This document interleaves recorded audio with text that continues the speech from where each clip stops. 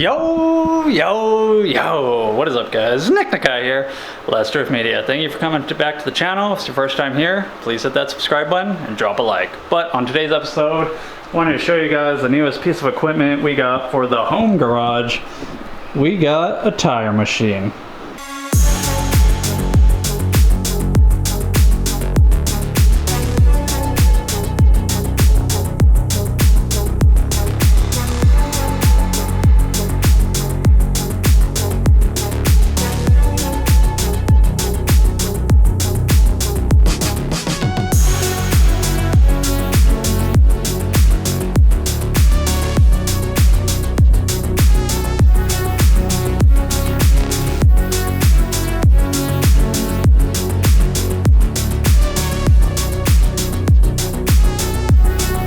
So this is the Mayflower tire changing machine I purchased off Amazon. It ended up being around $1,100 shipped.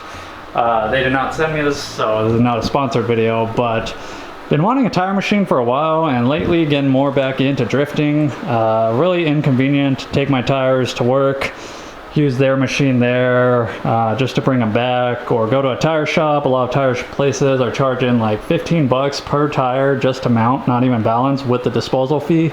So figured it was just time to say screw it and buy my own. A reason why I went with this machine in particular, this is actually the type of machine I learned how to change tires on when I first started working at Toyota as a lube tech. You know, you have your basic bead breaker right here. You got your manual wheel width height setting with the manual lock, and you got your air powered wheel holding clamps. And this machine came with these nice little plastic pieces to protect your rims, but you can grab wheels from the inside, or if you have low profile tires, sometimes you have to grab them from the outside. But it's nice that it has these caps. This machine runs on 120 volt,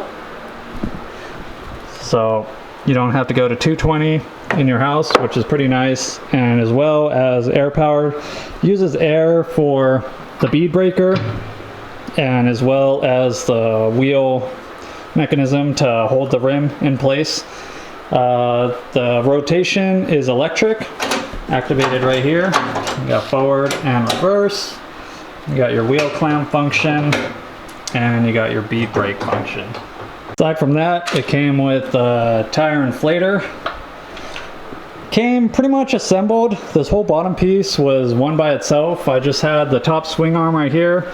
Came a separate piece. Had to bolt that together right here, as you can see, with these 4 bolts that they provided. The spring, had to install the spring. There was just an Allen right here at the top.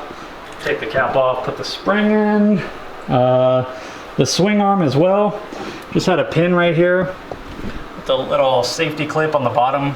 Just had to put the pin in the arm, attach this spring, and thread the nut onto that stud right there.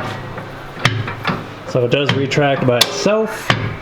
Came with a little holder for tire lube, built-in air pressure regulator, which I believe this one runs around 120 to 180 psi. Have to double check on that. Ended up buying some tire lube, still waiting on a tire brush. Still need to bolt it down to the floor, but this whole unit weighs around 440 pounds, almost 500 pounds, so it's pretty heavy. I mean, it can flip over if you really tried, but for the most part, I'm just going to be breaking the bead and setting the wheel right in the center mass of the machine, so I'll get to that later. So far I've only tested out on one set of wheels. It was 195 65 15-inch stock wheels for my 240SX, and it worked out really good. Had no problems at all. But we got my hybrid right here, the Lexus CT200H. Got some inner camber wear, since I do not have rear adjustable control arms in the back, but I did purchase some, however, so I don't run into this problem.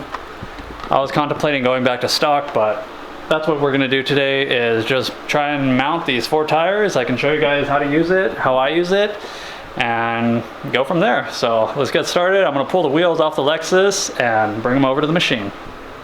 Alright, so first thing you gotta do when dismounting tires, pull the Schrader valve.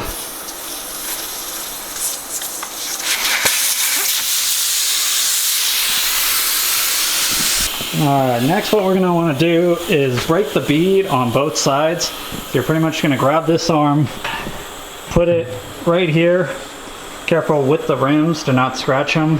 Break at least 1 or 2 spots on the front side. The back side, sometimes it'll take 2 or 3. It really depends on which side the drop center is on.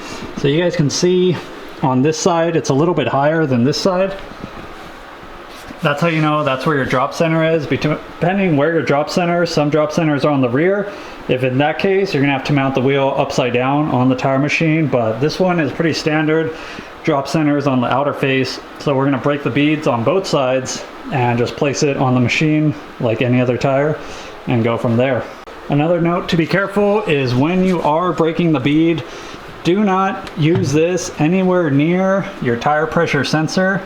If you do put that bar right on there, more than likely you can break your tire pressure sensor and it's going to be bad news. So just a little tip.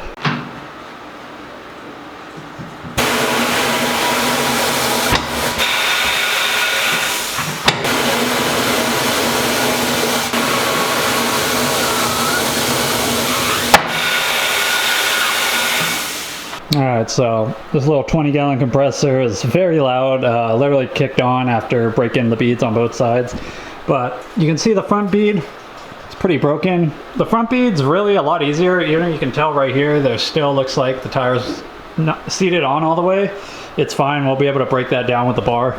But the rear end, on the non-drop center side, is the side you want to make sure you really got it pretty equal across. That way you know the bead is no longer on the rim.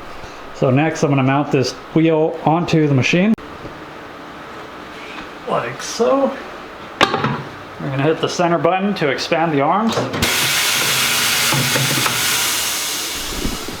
And you really want to make sure it's level. Since once this arm is set up, this arm is not going to move and you don't want to scratch your wheels. So we're going to go ahead and set it up. See, gonna release this bar, push this until I make contact with the rim, just like that. Then we're gonna go ahead and lock this bar back up. When you do lock that bar up, it will slightly raise this. That's to just prevent any damage to your wheel once you start putting some pressure on. We're gonna have to tighten this to prevent it from getting too close to the rim. So really just until it makes contact, just like that, and then you're good. So after you get that going, you can see right here the bead's not really broken. Go ahead and put this in there. You can see it breaks the bead down a little bit better, just like that. Now once you get this all set up like this, you're going to want to have the tire pressure sensor right around here, because that's where we're going to start the process of removing the first bead. Basically what I'm going to do is I'm going to shove this bar under here to grab the bead of the tire. And sometimes you're going to have to come on this side to push it down. It helps if you have a second one of those, but you could always use a pry bar or something like that. With lower profile tires, it's a lot more difficult sometimes, but I'm just going to get it under there and hook it over this notch right here. And then we're going to start the rotate going clockwise, and you'll see the first bead come off the tire.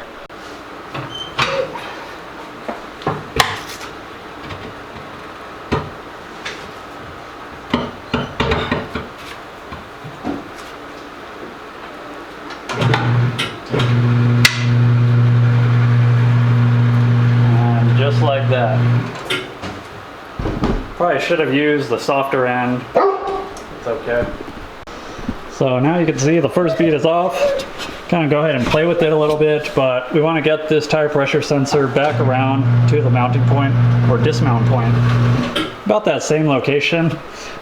Next what we're going to do is we're going to stick the bar all the way down in here to grab the underneath of this tire. Then we're going to pick up both sides of the tire to bring it up to the top bead height. And then we're going to do the same thing, pry it over and rotate the wheel.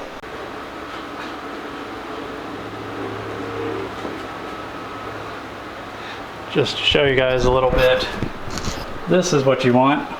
You want to have it hooked over there, over that piece of metal. Let's see down in here. tire pressure sensor is clear.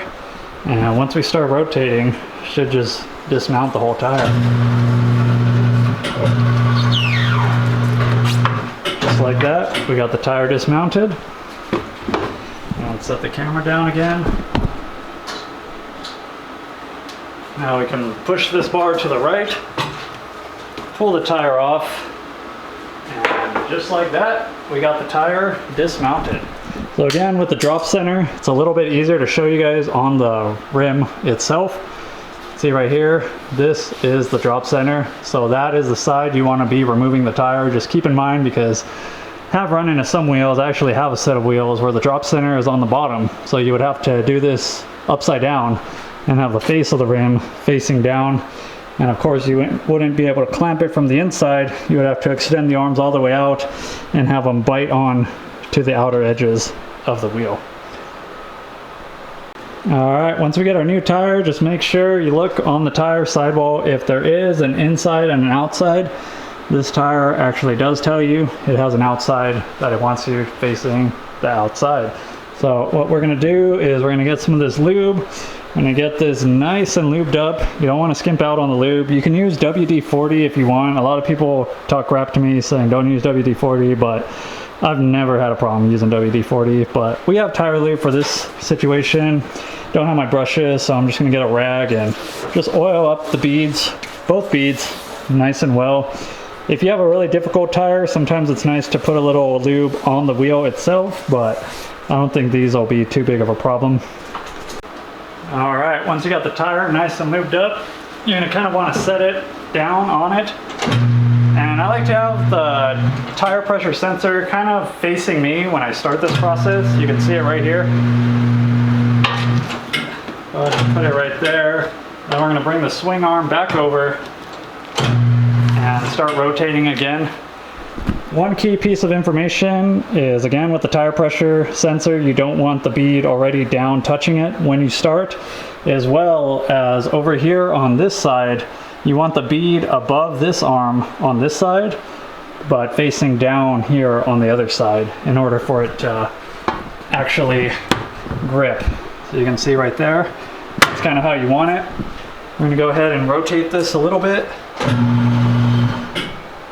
making sure it's still on the top, or else you can potentially cut your new tire, as well as making sure that tire pressure sensor is safe. Go ahead and rotate some more. You can see just like that, we got the first bead on. With the second bead, we're going to repeat the process, but sometimes you might need a pry bar or something to keep the bead down while it's rotating. We're going to go ahead and set it up the same way, about like right there.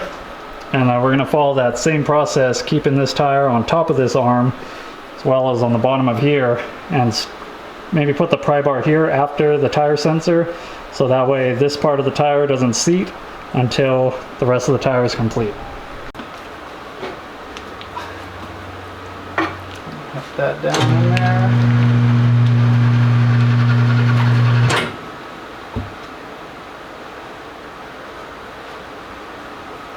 Just show you guys a better close-up. If you're ever having problems where this doesn't want to seat all the way or it starts getting stuck, make sure that the tire around the other side is below the drop center. That's what you need to give it that little bit of play in order so it can fully seat. So we didn't have a problem with this one, luckily. And you can see right there, it's sat at the very end. So that's pretty much it. Loosen that arm, get it out the way. Get the tire inflator on there and fill it up. Sometimes with certain wheels you may have a problem inflating the tire. You'll just have air leaking out of the beads and you might need a bead blaster. Some tire machines have a bead blaster built into the bottom to shoot air up really fast to pressurize it, but this one, it's pretty snug. I don't think it'll be a problem. We're just going to go ahead and set the air inflator on the Schrader valve and go ahead and inflate it.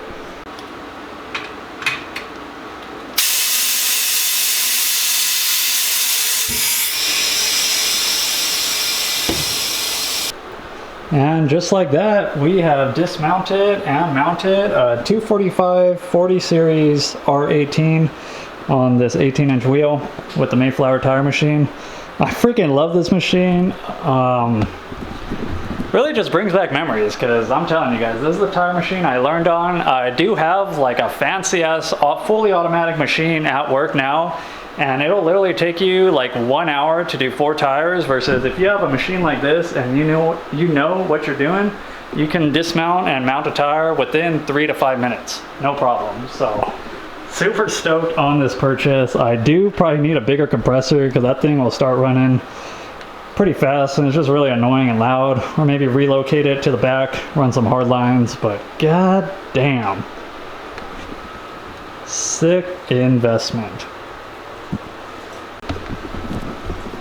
So yeah, that pretty much sums up the Mayflower tire machine. I would give it a 10 out of 10. I've seen so many videos of people abusing this thing, running it in shops and just doing thousands of tires and having no issues, and that's another reason I wanted it, because it's pretty basic. So not really much electrical in here, less stuff to fail, as well as running on household 110 voltage is a big plus to me. So Nick approved.